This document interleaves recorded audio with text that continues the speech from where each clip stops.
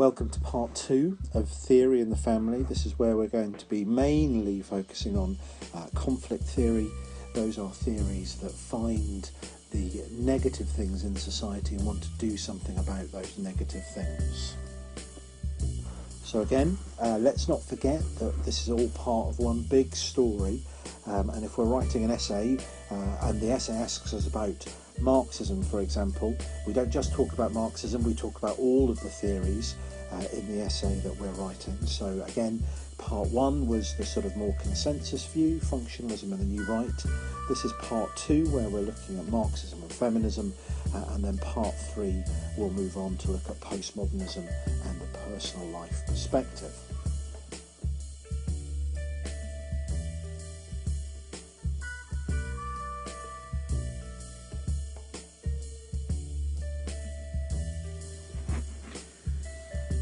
Okay, so Marxism, very interesting theory, and came about around the same time as functionalism, so they're really good at evaluating each other. They're kind of seeing the world in the same way, but seeing different things happening. So it's like two sides of the same coin. I kind of equate functionalism and Marxism to the film and play of Oliver Twist. Okay, so I don't know if you've seen Oliver Twist, but at the end of Oliver Twist he goes to that nice family with that lovely nice house. Sorry if that's a spoiler. And those kind of people who live in those big townhouses in London with loads of money and don't really go to work, and their kids go to school. The world is a lovely place because they've got loads of money. And they live in that lovely world. I've got a friend who lives in South Africa, and he lives in Johannesburg, one of the scariest cities in the world in terms of violence and crime. But he doesn't know any of that because he lives in a lovely gated community, and all their food gets delivered to them, and their restaurants and everything like that are inside that community. So they live in a little paradise in the middle of Johannesburg. Yeah, so really nice. Functionalists live in that kind of protected world. I suppose Horsham is a little bit like that protected world. There isn't many council estates, if any. There's not a lot of poverty. There's not a lot of ethnic minority communities in that kind of area. So people don't really see that there's a problem with ethnicity in Horsham. But then hopefully the Black Lives Matter conversation that you've been aware of recently might have shocked you out of those kind of ideas. Okay, Marxism, on the other hand, is Fagin. And Fagin lives in poverty and lives in squalor and has to fight to survive. There is lots of inequality in that world between where Fagin is living and where Oliver Twist's family is living in the end. So they're seeing the same world, Marxists and functionalists seeing the same world, but they're seeing it in a very different way. To a Marxist, capitalism is the problem. Okay? Capitalism is a problem because it only benefits a very small number of people. There's a very small number of super rich people that massively benefit from capitalism, and Karl Marx talks about those people who own resources. Yeah, the people who own resources, the people who own wood and stone and plastic and oil and all of those kind of things. Those people, he calls them the bourgeoisie or the ruling class. I've put ruling class down on this slide for you. Yeah, and that capitalist class, that ruling class, exploit everybody else through providing a story that everybody buys into. Yeah, that it's fair. The world that we live in, and it's right that the world that we live in, and if you work hard you'll get lots of money. Again, I'm not sure that's true.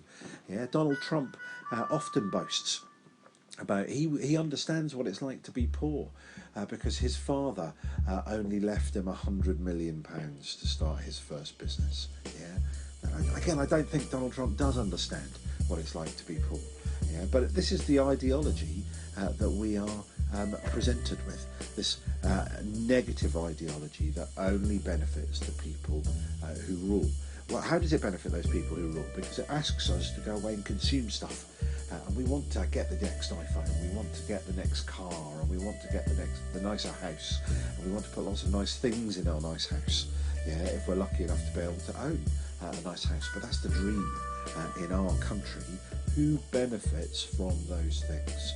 The people that own raw materials, because you're buying those raw materials. Yeah, you're not going and buying, I don't know, 50 litres of oil, crude oil coming out of the ground, but you do buy iPhones which have lots of plastic, and you do buy things with lots of plastic, and you do buy consumable things, and it is just this sort of vicious treadmill of earning money to produce, to buy crap, to earn money to buy crap, to earn money to buy crap, to earn money to buy crap, and the eventual winners are that ruling class.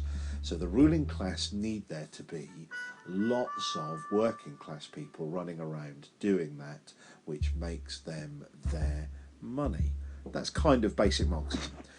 In the next bit, I'm going to talk about how that works out as far as the family is concerned.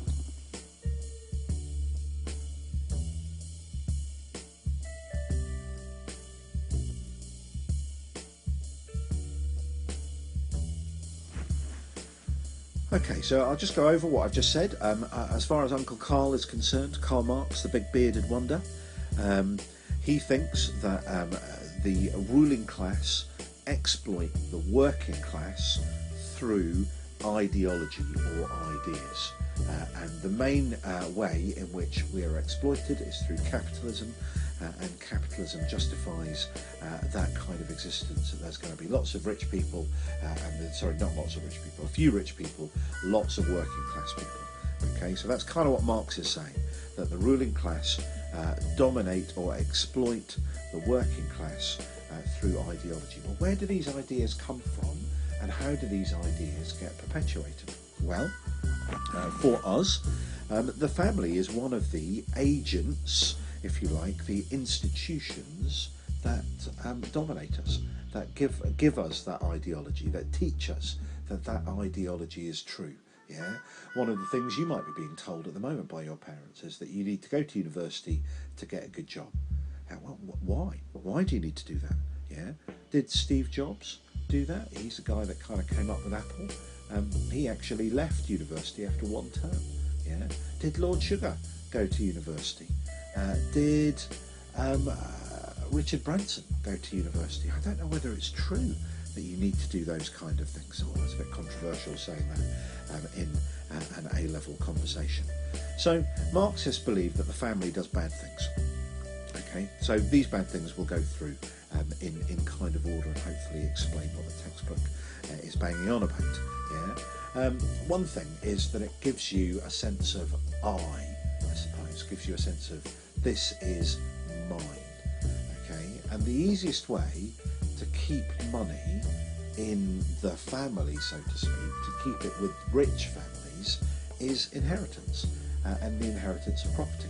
So one of the reasons families get together is so that it's really clear who's going to get the inheritance, so that the money doesn't go back to the state, everything doesn't go back and start again. Yeah, it passes through families.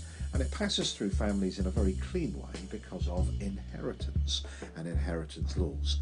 So Marxists see families, and specifically inheritance, as being bad because it's keeping money away from everybody and the fairness of everybody having the same, and it's keeping that money in rich hands. Why should somebody like Donald Trump get lots of money because his father was lucky and good at the job that he got? Why should his son get lots of money?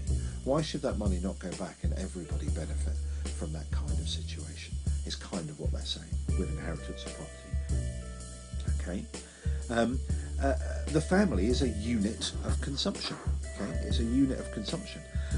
Capital exploits the labour of workers, making a profit by selling the products of their labour for more than it pays them to produce these commodities. I mean, the easiest way to understand this is if you work in a restaurant. Okay, so let's imagine that you are working in a family-owned restaurant, and you are a waiter, a waitress, or a commie chef or a sous chef or whatever. Okay. At the end of each week, that restaurant makes a profit. Where does that profit come from? Well, the restaurant owner, the family that owns that restaurant, can't control the price of food, can't control the price of electricity or alcohol, those kind of things, can't control tax. What can that family control? It can control your wages, yeah? It can control how much of the tips you get.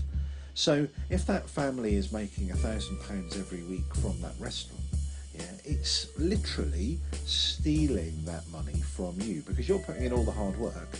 The owner of the restaurant just sits at the bar all night, drinking nice wine and looking at how things are going, chatting to the customers.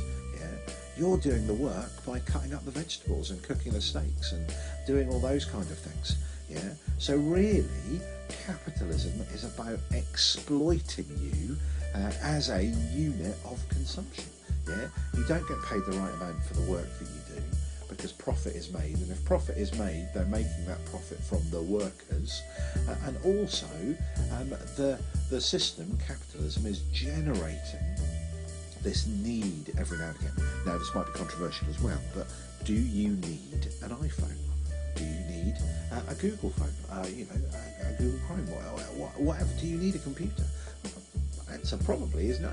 That we don't need a lot of the tact that we have in our lives, but we feel as if it makes our lives better because of the ideas, the ideologies that capitalism puts about. Okay, it also plays this ideological role, as I've already alluded to quite a lot already, that the family puts out there. Now, in the last slide, I talked about the warm bed theory, about the family putting in this kind of loveliness, that you come home and the family loves you regardless of what you do and regardless of who you are. I suppose even a traffic warden's family loves them, yeah, although I'm not so sure I love traffic wardens particularly. But here we've got somebody called Eli Zaretsky, a very famous Marxist author, and only time I'm ever going to allow you to swear in a sociology room is when you're quoting Eli Zaretsky directly. And Eli Zaretsky often says women are takers of shit. Why is he saying women are takers of shit? Well, he's looking at that warm bath theory that we've already talked about, and saying that really women are the safety valve to society. So it's not a warm bath theory, it's that husband comes back, really stressed by his boss at work, really stressed by the job that he's doing, not being paid enough money to do it. But the wife in that situation, the wife in this picture, is there to be a sponge, to soak up all his aggression and rubbish, make him feel better about himself, send him out to work again the next day.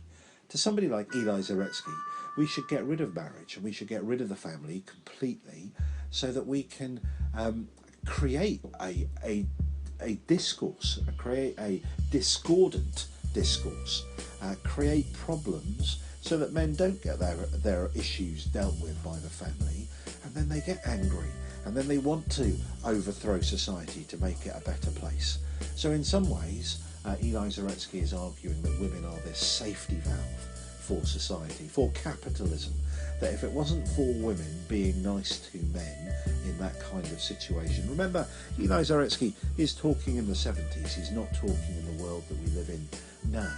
But again, we don't necessarily need to talk about men, we could just talk about partners in today's world, that partnership deals with that same kind of thing in the same kind of way. Okay, so the family does bad things because of capitalism. There are two other authors, they're not really mentioned in your textbook, but we need to be aware of them. There's Althusser, Louis Althusser, a French sociologist, talks about the ideological state apparatus, ISA, and the repressive state apparatus, the RSA.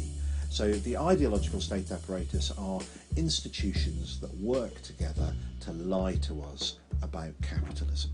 Okay, so the family is part of the ideological state apparatus because the family broadcasts capitalist false ideologies that brainwash us on on a regular basis. It's not the only thing that does that. We could talk about religion, we could talk about politics, we could talk about schools being part of that ideological state apparatus as well. And he also talks about the repressive state apparatus. Now, the repressive state apparatus is anything that can force you to do what the government wants. So in Britain, I would argue that that would be the police and the army. I think in other countries we could get involved with religion in that conversation as well, but we can maybe talk about that more in lessons. Okay. Whereas here we are looking at the last guy, Gramsci. Yeah, Gramsci is very much a sociologist that is a Marxist, and he's thinking about this idea of hegemony. It seems that all of society believes in capitalism, and all of society is moving in that kind of one direction. So coming to a hegemony, yeah. So I suppose the easiest way to understand hegemony is think about making a cake.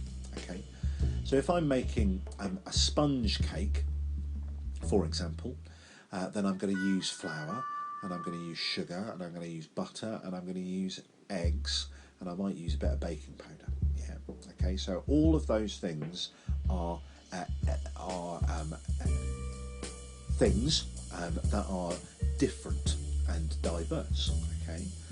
But what you can do is put them in a bowl, yeah, and then mix them together. Okay. And then all of those different things come to an hegemony. Okay. They all come together and look uniform and look the same. So different things coming together is kind of what hegemony is about. So in our world, capitalism is trying to achieve this hegemony. All of the institutions in society coming together to say the same thing. Hopefully that helps you understand a bit of Marxism. It's really important to understand that Marxists don't like the family, okay, whereas functionalists like the nuclear family and think the family is essential to society working. Marxists think that it gets in the way from the big thing they want, and they want a revolution to change society to be something different. And Marxists believe that the family is in the way of that. And actually, the family is dangerous and bad for society as a whole. Okay, hope this helps. Thank you. Feminism, our third theory and our third way of looking. Remember that we're saying that this is a conflict theory, like Marxism is a conflict theory. I've written feminisms very deliberately because there are different types of feminism. It's difficult to wrap them up all in one kind of idea.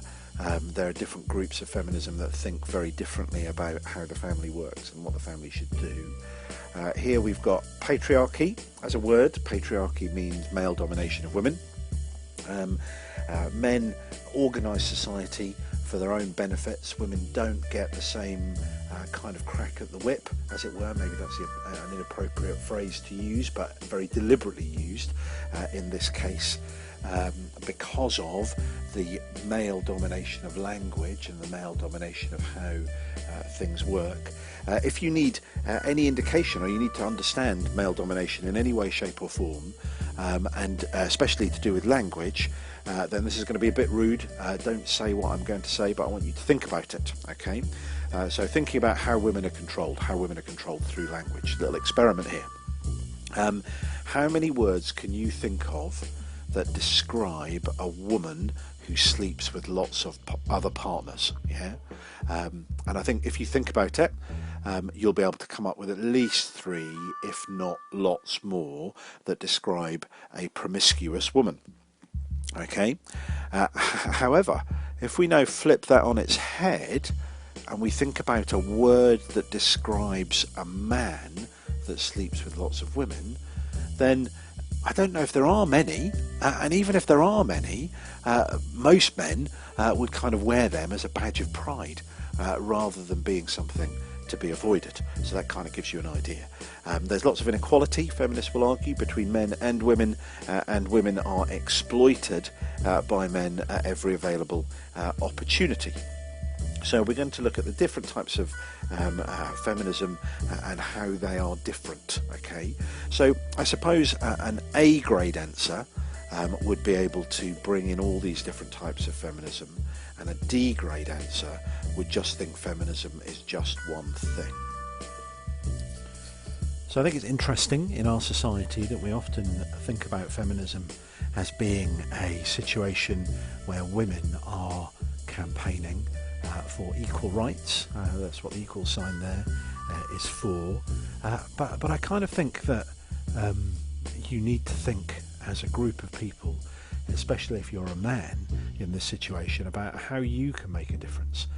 In the same way as Black Lives Matter, and that's encouraging everybody at the moment to think about how they might be racist and what they can do individually to combat racism. I think the same is true with feminism, that I need to think as a man in Britain what I'm doing and what my attitudes are and how my attitudes are, so that individually I can make a difference in terms of this conversation in trying to help women to become equal to men, which again I think at the moment they're not. And again, there are going to be types of feminism here that we're going to talk about that would disagree with this slide, but it's good to make sure that we understand these words. So a misogynist is somebody who hates women. Okay, so a man who hates women, having misogynistic attitudes, rather than having patriarchal attitudes, which might be a softer word to use here. A misogynist is somebody who thinks that women are second-class citizens, women are there to do the jobs that men don't want to do or don't think they should do in terms of bringing up children, cooking, cleaning and that kind of stuff. A misandrist is kind of the other way around, a woman who hates a man, and hates all things to do with masculinity. Whereas a feminist, and here we're probably talking about first and third wave feminism, wants equality with men, hence this little slide. Hope that's helpful. Okay, so here we have the four different types of feminism. We've got liberal, Marxist, radical and difference feminism, but they're in three waves. Okay, first wave, second wave, third wave. Why do we talk about waves? Well, we talk about waves because it's kind of like, imagine Caribbean beach, lovely white sands on that Caribbean beach, waves crashing gently on the beach, and there's a bit of wood, bit of driftwood, and that first wave pushes it up the beach, and then maybe 4 or 5 other waves don't get it, and then this bigger wave comes along and pushes it up the beach again, and then drifts back, and then so you get this idea that it's not a sort of a straight push for change, that these feminist movements apply pressure and it kind of changes gently over time. And that brings us very nicely to this first wave feminism. Okay, so first wave or liberal feminism. So people like Anne Oakley are kind of arguing that society is broken, but it can be fixed. How can it be fixed? Okay, well, it can be fixed by changing laws, changing the education system. Okay, so here we're looking at equal rights really, and we're looking at the 1975 Sex Discrimination Act, which is a really good example of how feminist pressure in society changed our opinion and changed the laws about how society should be. Okay, so interesting, liberal feminism. Again, I suppose it's good to point out at this point that on the whole, feminists don't like the family because that's where they see most oppression happen, okay, and most oppression be modelled. So we need to be aware of that when we're talking about this. We need to sort of think about those kind of things and who does what jobs in our families, and make sure that we understand the difference between male jobs and female jobs, who gets the power, who holds the power, what are good jobs to have, what aren't so good jobs to have, who has the good jobs, who doesn't have the good jobs. Okay, second wave feminism. More extreme. They don't like first wave feminists. They don't think they go far enough. Okay, both second wave feminists, radical and Marxist feminists, want to get rid of society and start again. Okay, they think society is so broken that it can't be fixed in any way, shape or form. You can't fix the family with laws and education. You need to get rid of it. So Marxist feminists like Ainsley are arguing that capitalism is the real problem, and capitalism makes and helps men to be patriarchally oppressive, and therefore one would need to get rid of capitalism. It would need to get rid of men, pretty much, in terms of family and the family way it's sorted out, and everything would need to be equal, and to do that we'd need to reboot society. So Marxist feminists are quite extreme, second wave feminists are quite extreme. And then we move on to radical feminism. So radical feminists like Firestone believe that, hey, forget about capitalism, men are the enemy. And if they could engineer a disease that would get rid of men, they would engineer a disease that would get rid of men, because men are the sole arbiter of all problems in society. And to give you an idea of how extreme radical feminism goes in terms of where we are in the world today and where you might be, so a radical feminist would kind of go through a thought process in their brain, and they would kind of be saying, well, okay, if I want to have an intimate relationship with somebody, it can't be with a man. No, just to give you some context and background, I am a heterosexual man. I can't explain to you why I feel that women are attractive, but I just do. It's part of who I am. It's part of what I am. It's not something that I've thought about necessarily. It's what I am. I'm not saying there's anything wrong with anything else. I've got lesbian friends who would argue exactly the same. That they would sit there and they would say, well, okay, I can't explain why I find women attractive. I just do. It's how I'm built. It's what's inside of me. Okay, so you've got those two kind of positions. I'm sure if there was a gay man, they would say exactly the same about why they find men attractive. Okay. Here is different. The idea of political lesbianism is that you have thought your way into thinking that position and to being that kind of person, rather than feeling your way into that kind of position. So it's more a political standpoint rather than an emotional or a moral or a romance kind of standpoint. So it's kind of quite extreme to think of how you would force yourself to find the same sex attractive in this kind of situation. So again, both Marxist and radical feminists would find it very difficult to have any kind of idea of the family. I suppose, interestingly here, this has just jumped into my brain, that the person who wrote The Colour Purple, which is a very famous American novel about slavery and the oppression of women, and I suppose it launched a couple of people's careers in America, thinking about... I've gone out of my head now. That's a shame. Maybe you can have a look for that. Maybe that could be a little extra thing that you can have. Oprah Winfrey. There you go. Got it in the end. Yeah, that Oprah Winfrey was one of the main was one of the actors who played one of the main characters in The Colour Purple film. But Walker, the person who wrote the book, is a radical feminist. Yeah, she had a child. We're going to talk about her in a minute when we talk about third wave feminism, Rebecca Walker. Yeah, but she didn't really want anything to do with that child because she thought that being a mother was locking herself into the patriarchal oppression that existed within society.